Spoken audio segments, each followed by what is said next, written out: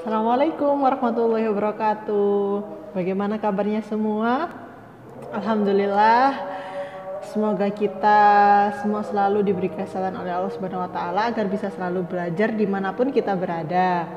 Hari ini kita akan belajar IPA. Oke, kita mulai pada materi yang kedua ini tentang berkembang biak. Berkembang biak merupakan salah satu ciri makhluk hidup, baik tumbuhan maupun hewan. Dengan berkembang biak, hal itu memungkinkan suatu makhluk hidup, baik tumbuhan maupun hewan, mampu mempertahankan keberadaan jenisnya di muka bumi.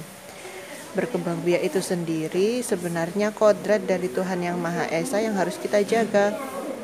Nah, untuk perkembangbiakan tumbuhan Angiospermae, tumbuhan dengan bakal biji tertutup oleh bakal biji itu sendiri. Angiospermae ini nanti kita akan membahas terkait pembagian dari Angiospermae. Tumbuhan Angiospermae itu ingat ya, tumbuhan dengan bakal biji yang tertutup. Di SD sudah ada sih, tapi sedikit pembahasannya. Jadi kita akan membahas lagi di sini dengan lebih lengkap. Perkembangan tumbuhan dibagi menjadi dua, ada perkembangan vegetatif dan generatif. Untuk perkembangan vegetatif ialah perkembangbiakan yang tidak melibatkan alat perkawinan, jadi dia bisa berkembang sendiri. Oleh karena itu dibagi menjadi dua, ada vegetatif alami dan ada vegetatif buatan. Untuk yang perkembangan generatif, perkembangan yang ini melibatkan alat perkawinan, jadi butuh perkawinan antara dua jenis. Nah, untuk yang perkembangan tumbuhan vegetatif ada alami, yang satu perkembangan vegetatif yang dilakukan tanpa buatan manusia atau makhluk hidup seperti umbi-umbian, rizoma, geragi atau stolon, tunas, dan tunas adventif. Untuk yang tumbuhan vegetatif buatan itu dibuat oleh manusia atau makhluk lain seperti mencangkok, menempel atau okulasi, kemudian merunduk dan juga stek. Ini kita akan bahas di selanjutnya. Oke, kita lanjut ke vegetatif alami.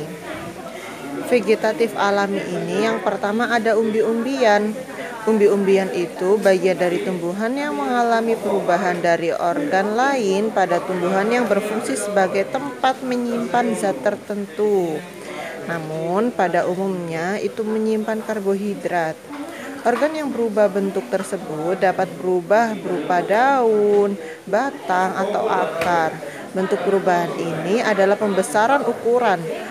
Umbian biasanya terbentuk tepat di bawah permukaan tanah atau tertanam di dalam tanah bersama akar, seperti wortel. Kemudian ada bawang, itu adalah umbi-umbian akar.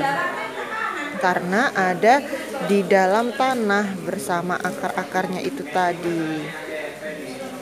Untuk vegetatif alami umbi-umbian kita bisa mempelajari ada umbi batang. Umbi batang tentunya berada di batang. Mereka menyimpan cadangan makanannya berupa zat tepung itu di batang. Seperti pada kulit umbi terdapat mata tunas, dan jika lingkungannya sesuai tumbuhan akan menjadi tunas baru, contohnya kentang, talas, dan umbi rambat. Selanjutnya umbi akar. Umbi akar ini tentunya yang membesar adalah akarnya. Akar itu menjadi tempat menyimpan cadangan makanan untuk menjadi individu baru. Nah, umbi akar ini tidak berkuncup, tidak berdaun, tidak bermata tunas, dan tidak berbuku-buku. Contohnya seperti singkong, wortel. Nah, selanjutnya bawang merah itu bukan umbi akar loh ya, tapi disebut umbi lapis karena modifikasi dari pelepahan daun yang tersusun rapat membentuk umbi yang berfungsi sebagai cadangan makanan dan bentuknya berlapis-lapis. Oleh karena itu dia disebut dengan umbi lapis. Tunasnya itu bisa dibuat sebagai calon individu baru. Oke, selanjutnya vegetatif alami berupa rizoma. Kita tahu ya, rizoma itu adalah rimpang atau akar tinggal. Rizoma merupakan batang yang tumbuh mendatar di dalam tanah. Rizoma mempunyai ruas-ruas dan buku-buku, terdapat daun sisik serta mempunyai tunas yang dapat tumbuh pada ketiak daun sisik. Tunas akan tumbuh menjadi tanaman baru yang masih berkembang atau berhubungan dengan induk sehingga membentuk seperti rumpun, contohnya lengkuas, jahe, alang-alang, atau sansevieria lainnya. Lanjut ke vegetatif alami berupa geragi atau stolon. Jadi, stolon itu adalah batang yang tumbuh menjalar baik ke bawah atau di atas permukaan tanah. Geragi mempunyai ruas-ruas dan buku-buku. Dari buku-buku tersebut tumbuh akar ke arah bawah dan tunas ke arah atas. Tanaman yang gerigihnya tumbuh di bawah permukaan tanah misalnya rumput teki. Sedangkan tanaman yang gerigihnya tumbuh di atas permukaan tanah misalnya daun tapak kuda, arbei, stroberi. Nah, ini ya, di sini kita lihat ini ada akar yang baru seperti individu baru. Nah, itu berupa gerigi atau stolon. Oke, lanjut ke vegetatif alami atau tunas. Kalau ini sudah tahu lah ya. Banyak di sekitar kita seperti pohon pisang, bambu, dan tebu. Mereka tumbuh berupa tunas, yakni tumbuh dari batang yang berada di dalam tanah. Umumnya individu baru tumbuh tidak jauh dari induknya sehingga tumbuh dapat berkembang sendiri nantinya. Lanjut ke vegetatif alami yang keempat, yaitu tunas adventif. Tunas adventif ini disebut juga tunas tak wajar. Loh, kenapa? Karena memang tidak wajar karena tubuhnya seperti di daun. Kita pernah lihat di cocor bebek. Nah, tanaman cocor bebek itu ya ada tunas adventif, percabangannya ditemukan pada cemara, sukun, dan kesemek. Biasanya itu yang paling umum di cocor bebek sih, yang paling bawah itu gambarnya. Lanjut ke vegetatif buatan. Vegetatif buatan ini dibagi menjadi beberapa hal. Yang pertama, mencangkok. Mencangkok dapat dilakukan dengan membuat potongan sampai jaringan gabus pada percabangan batang. Kemudian potongan tersebut ditutupi tanah, lalu dibiarkan sampai keluar akar. Setelah itu barulah muncul akar, baru dipotong dan dipisahkan dari tanaman induk dan ditanam di tanah.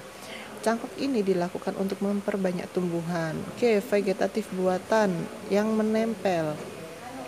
Menempel atau okulasi dilakukan dengan cara mengambil mata tunas dari tanaman yang spesiesnya sama dengan sifat yang lebih baik. Kemudian menempelkan tunas tersebut pada tunas tanaman lain dengan spesies yang sama dengan tujuan memperbaiki sifat suatu individu tanaman. Contohnya jeruk bali dan limau. 3. Vegetatif buatan. Nah, kalau ini bisa dinamakan dengan merunduk ya. Vegetatif buatan yang ketiga ini merunduk. Tekniknya ini pada stolon, contoh pada tanaman bougainville atau melati, di mana batang muda tanaman tersebut dimasukkan ke dalam tanah langsung tumbuh sendiri. Oke, 4. Vegetatif buatan atau yang kita biasa sebut stek. Stek ini perkembangbiakannya dilakukan dengan cara menanam bagian tertentu dari tumbuhan tanpa menunggu munculnya akar baru pada bagian tersebut. Ada berbagai jenis dan cara untuk penyetekan. Yang penting sama, biasanya ada di singkong. Nah, singkong ini dipotong miring, kemudian tinggal ditancapkan ke tanah, nanti akan tumbuh akar dan daun baru. Oke, terima kasih. Sekian pelajaran untuk hari ini. Jangan lupa dicatat. Semangat. Wassalamualaikum warahmatullahi wabarakatuh.